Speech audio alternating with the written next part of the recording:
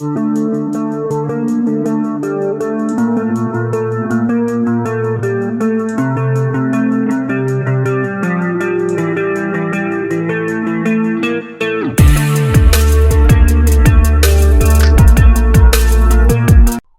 is going on? Welcome to the show. It has been wild bringing this podcast online.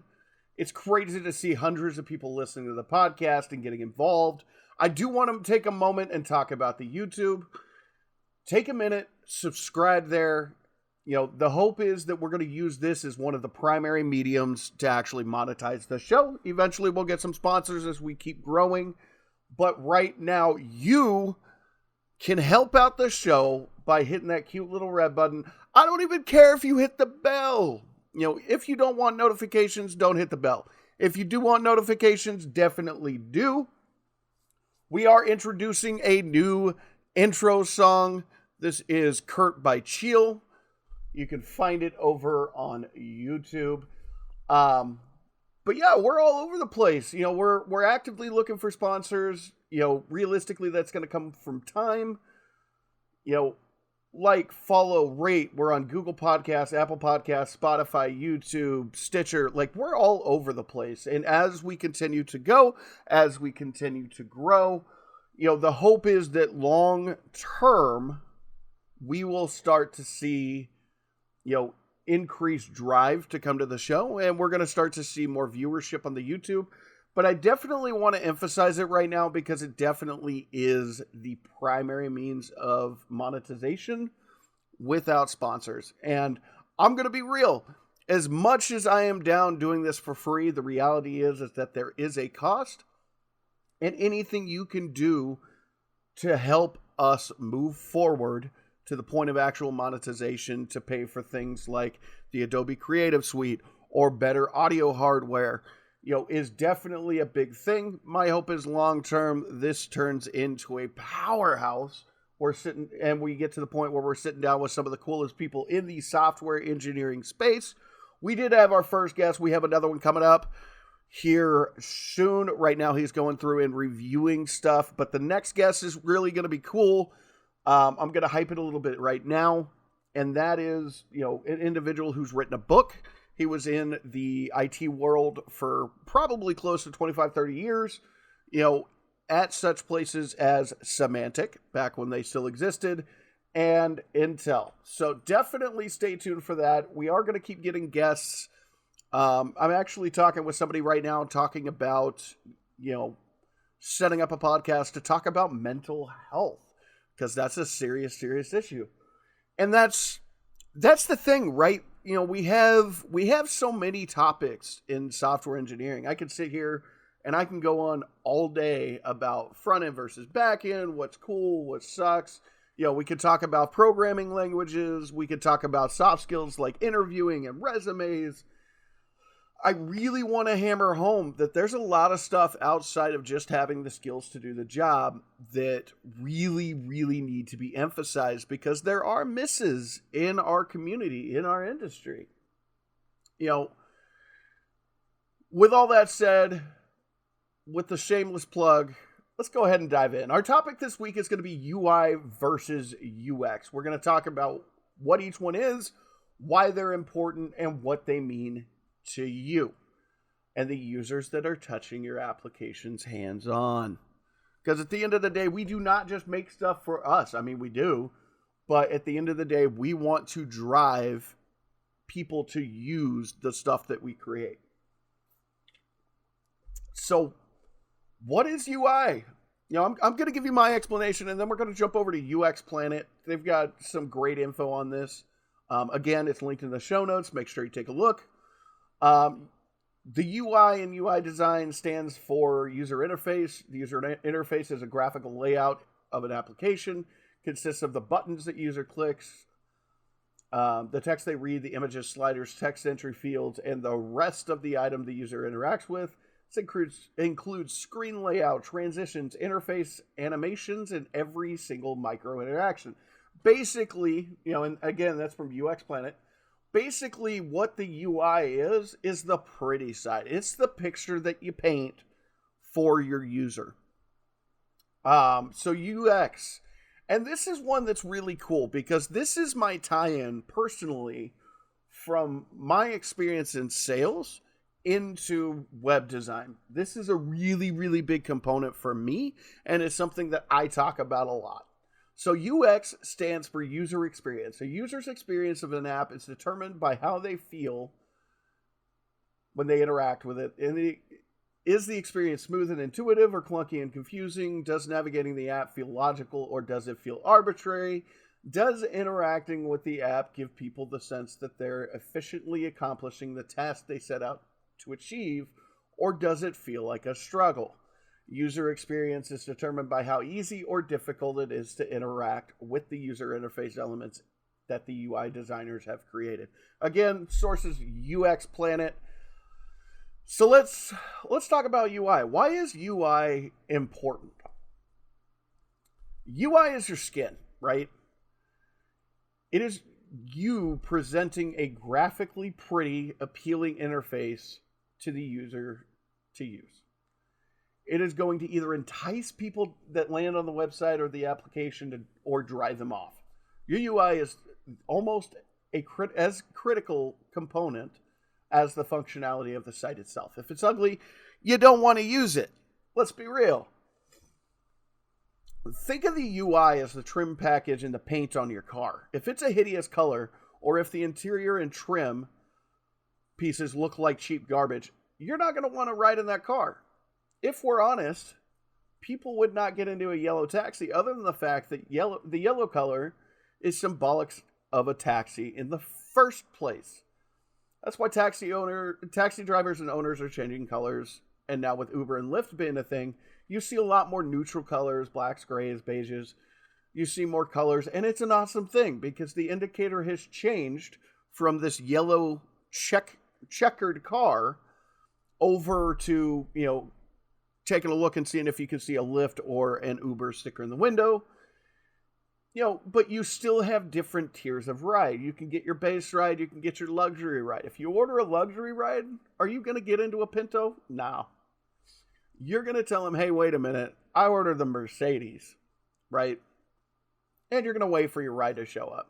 Same deal. If your site or your application looks like it got hit with the ugly stick, people are going to focus on getting the same functionality from a more attractive site or application. So let's take a look. A site called Plago put this together. User interface is one of the reasons that your website will start to see an influx in traffic. It draws people in and keeps them there. It's what makes people recommend your site and become loyal customers. Regardless of what anyone says, it should never be overlooked. One thing that takes people by surprise is how big of an impact even the smallest adjustments in UI design have. For instance, did you know the shape of a button could determine whether or not someone knows how to accomplish a task? It's a crazy phenomenon to think about, but it's true. People have certain instincts based on visual details that play into how they interact with the website, and web and software development companies need to take these into consideration. The design speaks to people and should be taken seriously if you want to be successful. In addition to basic design changes like shapes of buttons and color schemes, chances are people won't stay on your site if it's difficult to interact with. When people visit your site, their user experience should be one of your top priorities. When people have a good experience with your site, the conversion rates are higher and they tend to tell more people about it. This means more chances to get your sales up and even higher opportunities to grow your customer base. When people have a bad experience on your site, the chances of your product or company being rejected increase exponentially. This is especially true if you rely on internet marketing to get in touch with most of your target audience. Simply put, UI design is important because without it, you'd probably have to resort to printing flyers and making cold calls. People make snap judgments, and when people visit your site, they'd rather spend 30 seconds opening a new site than meddling around on a difficult one. If your customer base finds your website too complicated, confusing, or difficult to use / navigate, and otherwise extraordinary products can easily fail. People want to be able to understand things easily, which is why most physical products can be figured out without digging through a 1,000-page manual. Making your site's UI design understandable without a manual is the difference between complete success and potentially discouraging failure. Simply put, UI design is important because it can make or break your customer base. It creates fewer problems, increases user involvement, perfects functionality, and creates a strong link between your customers and your website. Now, I'm going to take a second. Great quote from Plago. It was actually a really good article to read through. I will say 100%. There's a very fine line between UI and UX. There's aspects of both that interplay, and the reality is that when we talk about one, we're actually going to talk about both. There really is not a lot of in between. Both of them are drastically important. Both of them have different reasons for being important to a certain degree, but there are interchangeable aspects. So let's talk about UX. Why is UX important? UX is huge. If it is as, if not more important than UI.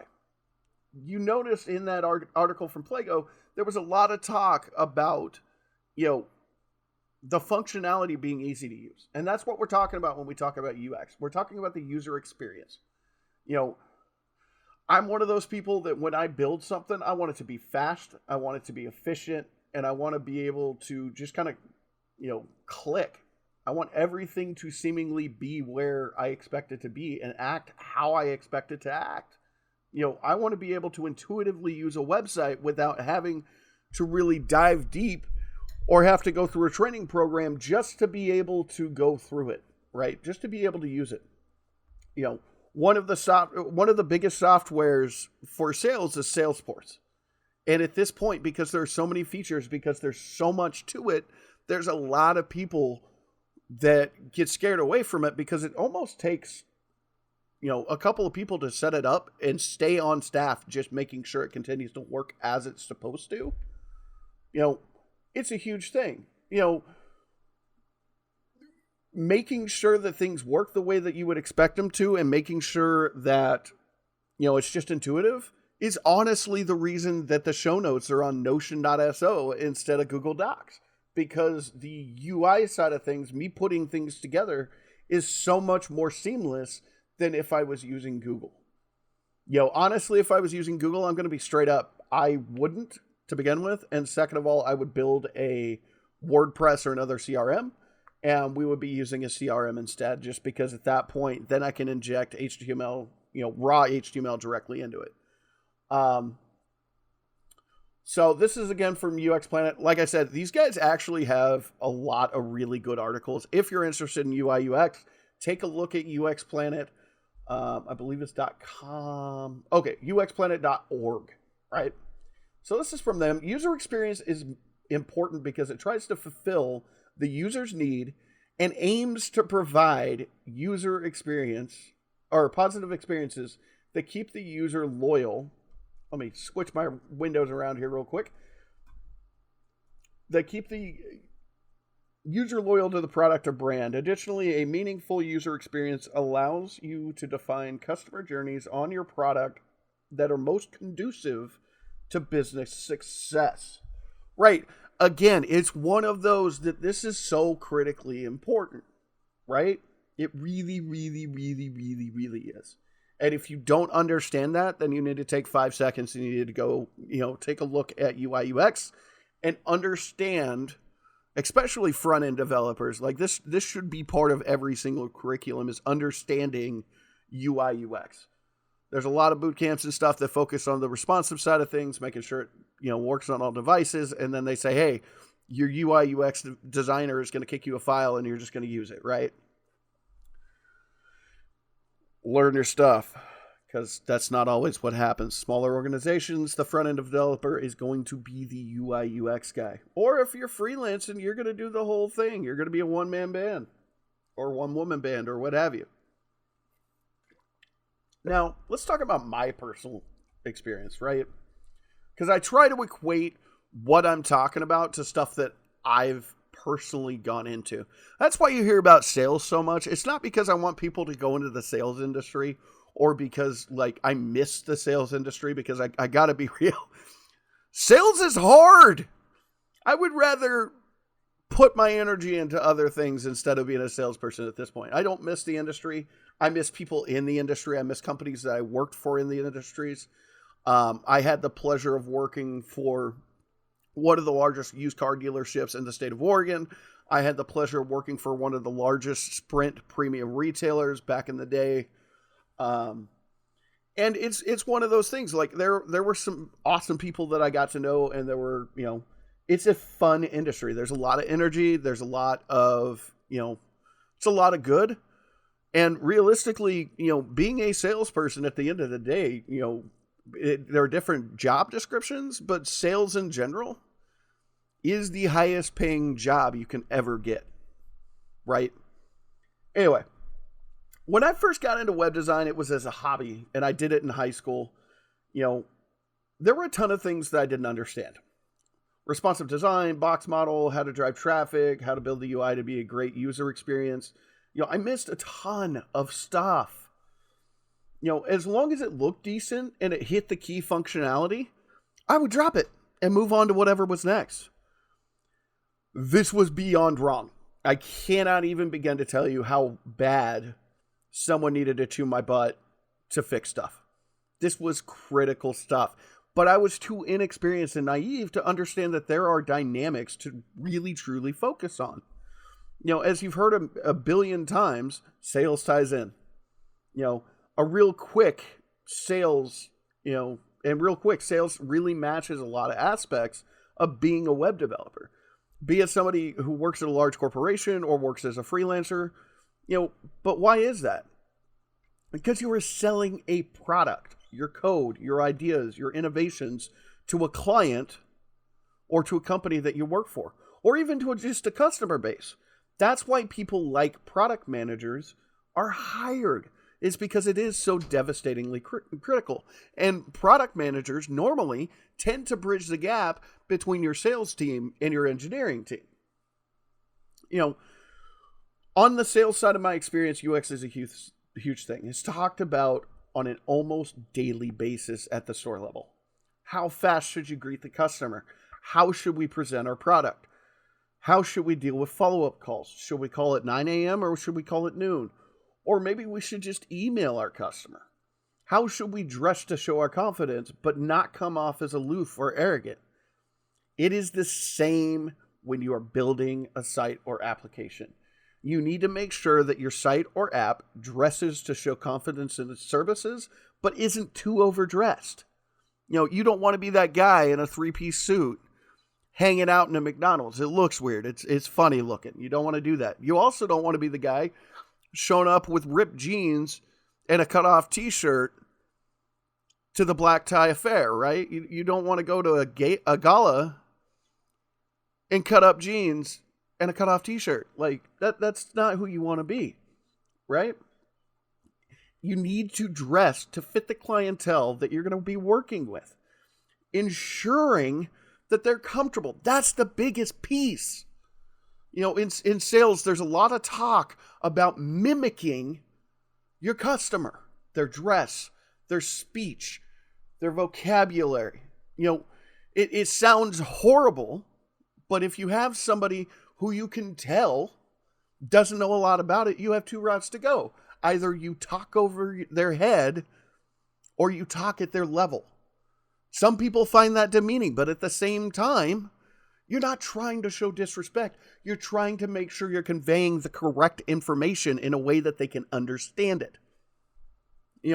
And mimicking, I'm talking all the way down to body language. If you have somebody standing there with their arms crossed while you're talking to them, your body language counts, guys.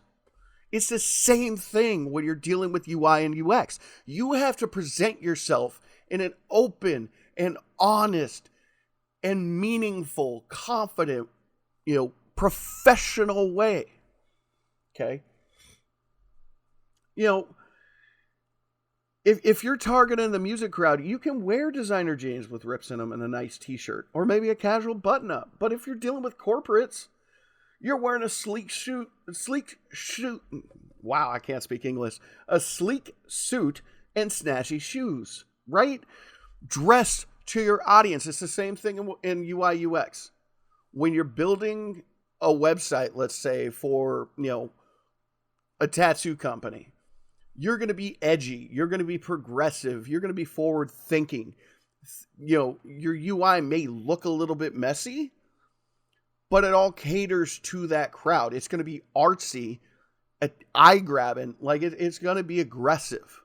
If you're working more for, more with corporate crowd, it's going to be a lot less aggressive. It's going to be sleek, but it's going to be more minimalist. It's going to be a lot more whites and blacks. It's going to be a lot more, light blues. You're not going to use crazy, neon colors.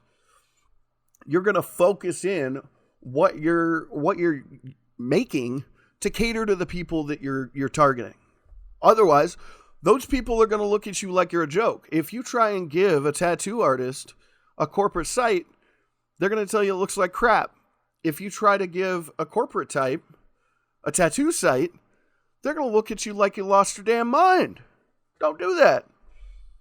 I think we hammered the parallels pretty hard. I definitely think that, when you think of UI UX, I think that we need to have a conversation about the sales side of things. How is your, UI UX, how is that increasing your traffic, your sales funnel? How do I design a site that is going to increase my potential sales? These are conversations that there's really a disconnect at the learning level, where unless you come from a background that caters to it, most people just get taught how to make a website that looks good and it's responsive. But they're very generic, right? They're not as catered. And that's the point, is you need to go above and beyond, and on your own, you need to learn some of the sales process. You need to understand what parts of your website are going to be a call to action. You need to understand what a sales funnel is, how to increase it, how on the developer end of things, how do we drive traffic to increase that sales funnel, right? There's a bunch of vertical metrics that really need to be viewed and need to be understood. Let's talk about UX. I'm going to be real. This topic, I could literally spend hours on. I could spend most of a day talking about user experience, right? It's so outrageously deep. You have so many things to consider that it almost turns into a battle just to convey all the various ins and outs, or to make sure that you're hitting every single point. Anybody that knows me in real life knows that I tend to work with a guy named Jesse Madrano. This guy is awesome, first and foremost. One of these days, I'm going to have him on the show. We're going to talk about stuff. We just started a project, okay? It's a customer relations management tool, or CRM. Now, here's the reason that this is cool, is that this is a project that both of us can get passionate about. Both of us come from sales backgrounds and sales management backgrounds, so we know what we're looking for. And as we design this thing, we're thinking from both the frontline salesperson and we're thinking from the other side of the angle, for the sales manager. How do we achieve what we need to achieve? How do we minimize in-store drama, right? How do we minimize people sniping other people's sales? How do we keep the workflow quick and efficient? How do we ensure that we can maximize the time spent working on notes and adding contacts and leads, so the salesperson can maximize their time and dive straight back into the action as quick as possible? How do we allow for the supervisors or the business owners to keep track of each employee's performance, but to do so in an honest and reasonable way? Because sometimes metrics aren't exactly what they seem, right? Anybody in sales knows that, yeah, for the most part, numbers don't lie. But by the same token, you flip that coin over, numbers say a lot of different things about a lot of different things. And if you don't know how to read the numbers, you're not going to fully understand what's going on. You see, the UI is really how you build your product into something that someone wants to buy. You need to understand your subject matter. 100%, 100,000%. If you're going to do anything sales related, you need to understand sales. if you're going to do something for the medical industry, understand the medical industry. You don't have to be a doctor. You don't have to be a nurse. You don't have to have even worked in that industry. But take the time to sit down with people and get to the point where you can actually have a conversation about the misses of the current software so that you hit the things you need to hit, so you're actually increasing people's ability to do their job instead of just fumbling to put something together that looks kind of pretty, but it basically hits the dirt as soon as you start trying to use it. You know, it's the same thing with testing, right? You know, you got to make sure everything works. You know, I focus on clicks and views, you know, that have to change views. I focus on clicks and views that have to change to ensure that the user has to wait as little as possible. I want the most used features to be on the same page and to barely change your page or to have to click out of your main screen. I don't want to click through 1,000 different screens to get where I want to go. You know, think about the way that Facebook and Twitter are built out. You can do 99% of what you need to do for daily interactions with most people straight from your timeline. You have to leave to change, you know, views to search for people. You have or change settings, but 99% of what you need to of what needs to be seen and addressed is right there on one page. This is great UX. This is what you want. I would argue that Twitter actually has a slightly better UI than Facebook. But the difference is Facebook does a lot more with their platform. Twitter is a lot more cut and dry. You know, I would say that if we go to the extreme, Amazon is a big one that I struggle with. You know, they've got so much stuff. They do so much. And what happens, because everything is jammed into one application, Amazon.com, right? Because in case you're wondering, it definitely is an SPA with a ton of microservices. Let's be real. But when you actually use the Amazon main site, you run into this issue where there are things you have to hunt and peck for. If all you're doing is shopping, their UI is amazing. But if you want to stream video, you got to go somewhere else. If you want to go and, you know, download a Kindle book, you're going to have to go somewhere else. If you want to check on what subscriptions you've got to deep dive into like 3 different menus. And that's the point, is that for what they're giving you, it's a great UI. It's actually really great UX. The problem that you run into is that there is so much there.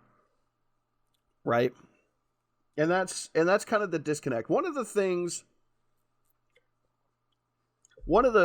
sites that I like to talk about when I talk about UI UX is Google. And the reason I like to talk about Google or Alphabet or what have you is that they've done a really good job separating their space. Right? You know, let's for giggles pull up list of companies Google and Alphabet own, right? Okay, so let's take a look at the list. Google owns YouTube, Calico, Verily, Waymo, Wing, Loon, Chronicle, Jigsaw, Nest, and Fitbit. Okay, everybody knows YouTube, right? I hope so, because the show's on YouTube. Make sure you go subscribe. But everybody knows YouTube. Everybody knows Google.com. Most people know what Nest is. I can tell you just looking at this list that a lot of people know what Fitbit is. Right? I don't know what Jigsaw is. Okay. Formerly known as Google Ideas. So there's that. It's basically, security stuff. Chronicle, again, security stuff. Loon. That's actually a really cool program. So Loon is a moonshot project focused on finding ways to deliver the internet access to underserved areas throughout high-altitude balloons. Wasn't as successful as Google and Moonshot Factory would have liked. Wing, another one that I'm not aware of, right? It's another one that came out of Moonshot's factory.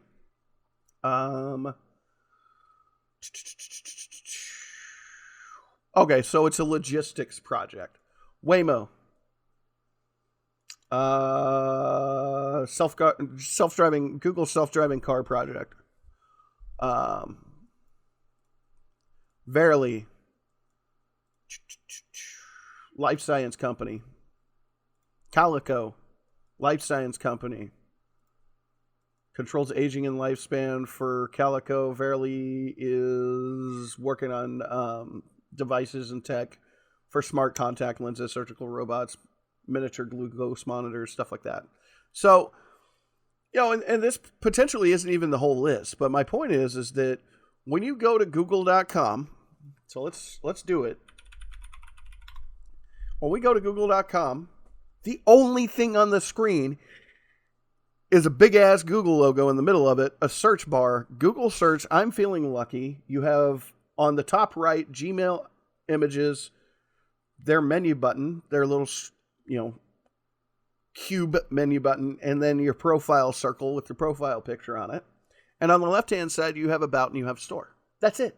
Otherwise, it's a big white screen. That's it. The level of minimalism that Google still applies to this day is insane, right? But the second we search something, right, all of a sudden the UI changes and we have this, never-ending list of stuff, right? You see the pagination on the bottom, you see videos, you see websites, you see related searches. You see people also asked. I mean, these are all different aspects of the UI. But again, it's stupid simple, right? And they don't even use. I'm on an ultra wide monitor, and I'll tell you, 2/3 of the space isn't used, just the left hand side. Just saying. Okay, Google keeps it simple, but the second that you click over to YouTube, right? Let's go to my YouTube. And I'm looking at it, and all it is videos. It's a much more crowded UI. I mean, it's even more crowded for me because I have vidIQ adding like half a dozen things. But yeah, so you see what you need to see, right? If we go back to Google and click on Store, again, minimalist, simple, but performant UI. That is Google in a nutshell. When I think of Google, I think a very minimalist UI. They do a really, really good job at that. But it works. Everything works. Everything is where you think it should be. Going back to Google, when I get onto Google, and honestly, part of this is because Google made it the way that we think that it should be. Straight up. When I look at Google, I can almost literally blindfold myself and click on Gmail and go straight to Gmail. Images I don't use that often. I'm going to be real. The little box I use constantly because there's stuff in there that I use. Whether it's Classroom for my kids, whether it's my calendar, whether it's my Gmail, Maps. I really don't use Google Maps. I run Apple products, so there's that. Earth. There's Google Docs, Google Sheets, if I just want to do cute notes, right? And then to the right of that, you have that cute little circle that gives no indication of being a menu, but we as users of the internet have been trained to know, click the circle. And then all of a sudden my secondary accounts pop up, my sign out pops up, my settings button to manage my accounts pops up. The point is this, right? I'm diving into a Google tangent, and I don't need to do that. But here's the point, right? If you're new to the internet, like if you were born after 2000, get on Wayback Machine and look what websites looked like day one. Look at what Amazon looked like day one. Go look at screenshots. Okay. I kid you not, the internet used to be black, white, and blue. Very few images, lots and lots. It was very text heavy. There weren't a lot of icons, you know, and that's the point, right? Is that the internet has evolved and people who use the internet have evolved with it. The reality is the applications that we tend to use on our phones tend to be the same applications that we're using on our computers. YouTube, Facebook, Twitter, Instagram. Instagram you might not grab on PC. I don't see a lot of people doing it. Obviously TikTok isn't one that you're doing on PC, but the majority of the applications we use have some sort of a desktop component or a web component. And that's the thing. Everything back in the 90s, you downloaded and installed on your computer. But eventually something called Service as a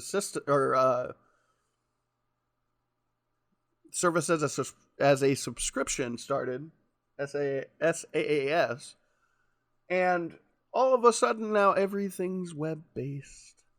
Now, we're not going to dive into that rabbit hole too deep. I will say the reason for that is because people, followed the lead of Microsoft and Adobe, because realistically, those companies got tired of people pirating their stuff. It's why Service as a subscription is such a thing. But UI UX is important. Okay. If I take a breath and calm down a little bit and act a little bit more serious instead of just like raging about this topic, it's that important. It really is. You need to understand that your UI, your user interface and your user experience and everything between, everything that's shared, everything that's separate, it literally will either make your site or your application, or it will break it. Think about restaurants, right? Here's another good analogy for you. Think about restaurants or businesses in general as you drive down the road. More than likely, if you are, a middle-class American, you're going to drive down the road and you're going to ignore the super seedy looking buildings and companies, and you're going to ignore the super ritzy, well-to-do companies. You're going to focus on companies that cater to your income level. You're not going to go try and shop in Rodeo, right? Rodeo Drive in LA. You're not going to do that. You're going to ignore that spot altogether because you don't have $10,000, $15,000 for a piece of jewelry. You don't want to spend $1,000 per item of clothing, right? You don't want to go to the Tiffany store. You don't want to go to, you may want to, right? But you're not going to. Most of the middle class, like if they want stuff like that, they're going to go grab the knockoff or they're going to go grab Coach or something like that, right? They're not going to spend thousands on items that they could get for, a couple hundred. It's the same thing with websites, guys. If your website looks like this exclusive club, you probably won't be using it, right? But if your website is inviting and, you target a broad audience, Facebook, Twitter, Instagram, YouTube, Google, Twitch.tv, just to name a few. Obviously, like you could look at the Chinese market, you got Alibaba, but you're going to use the applications that target you as a customer base, right? I made it really clear when I first started the podcast that like I'm a huge COD fan, right? Call of Duty is my thing. That is one of my hobbies. Video games in general has been a hobby for decades, and parts of that, and I actually just did an article about this, but parts of that is that there's a lot of similarities between some of these games and full-time jobs, right? I literally just wrote an article about this. Um, but here's the thing: if you go to the Call of Duty League or most video game websites, they all look the same. They really do. They generally look the same. There's going to be different UI elements, but they fit the theme, right? Most of them are dark. Unless you're looking at like stats or something, then it's white. Most of them have embedded videos, whether it's an intro video or a current stream or what have you. Most of them are very much sales driven, so you have multiple products on developers' home sites. You know, the reality is that if you look at a number of different websites that fit into the same category, you're going to see similarities. Now, I want to make it clear, because otherwise I'm going to get, crucified over this, but I want to make it clear. Right now there's a standard for most industries what to expect when you go to one of their websites. And it's not just, if you go to banks or hospitals or, health clinics and stuff like that, it's not the security apparatus or anything surrounding it. I'm talking specifically just design. There tends to be a standard.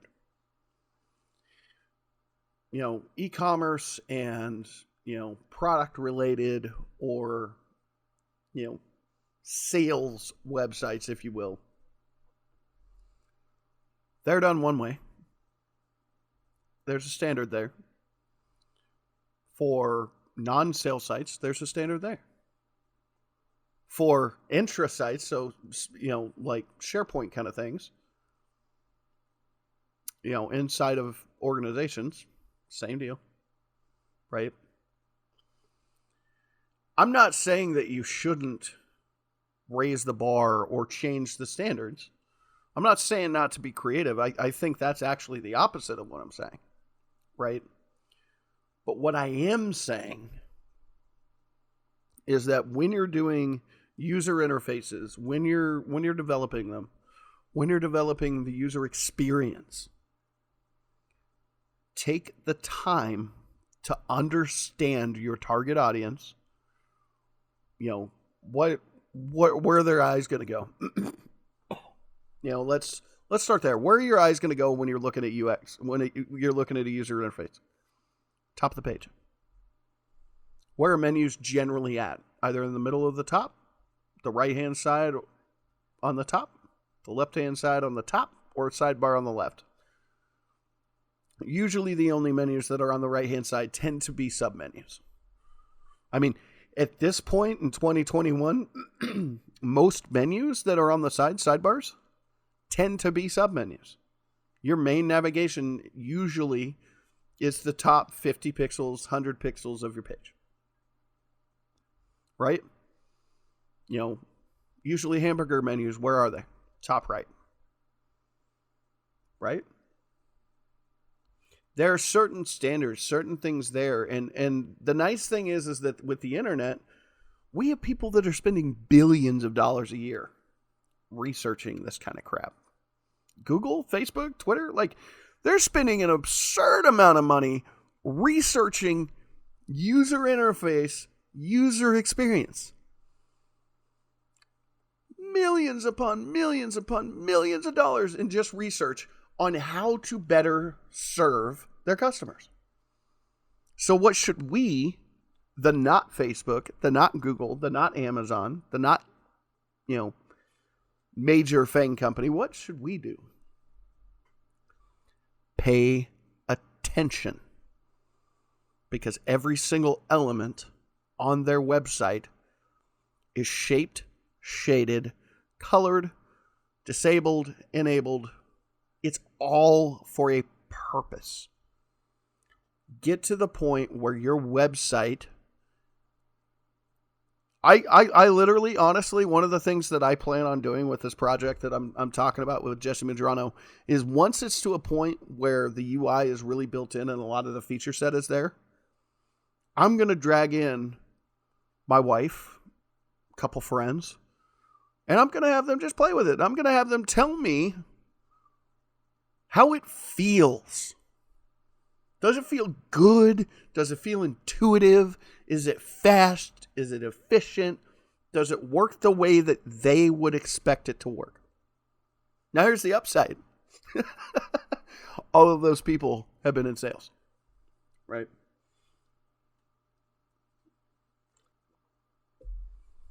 If I was building a tattoo site, I would go to one or more of the local tattoo shops, tattoo studios, with a laptop, and I'd sit down and I'd say, hey, tattoo artist, piercer, shop owner, guys, sit down with me. Play with this website and tell me what you think. I put down a piece of paper and a pen, and I'd let them, just hammer with that website. It seems stupid, but let me tell you, this is the same kind of stuff that's done in things like television or, movie studios. Having on-the-ground researchers actually vet that your content, that your product is hitting the demographic that you want it to hit is huge. You know what industries are the biggest about this? Politicians' campaigns, politics is in general, right? And attorneys for larger clients, right? So let's talk about the attorney side of things, because I really do not want to get into politics. That is not something that I'm interested in doing on this show. So let's talk about attorneys, right? So let's use ExxonMobil back in the day, right? You remember that horrible, tanker explosion and the rig leaks and all that out on the East Coast? How many thousands of gallons of crude oil were just dumped into the Atlantic Ocean, right? Well, on that, guys, guess what? When they got the crap suit out of them, I'll tell you, I guarantee you that they had mock juries that they used for, opening statements, closing statements, different arguments. They were doing people research, right? They were bringing in sociologists, they were bringing in psychiatrists, they were bringing in psychologists. They went full bore. Exxon probably behind the scenes spent an absurd amount of money dealing with class actions and just lawsuits in general. Every major company, that's the way they operate. And the upside for a lot of these social media companies, and the, television, Hollywood, etc., is they tend to have people literally on staff for this.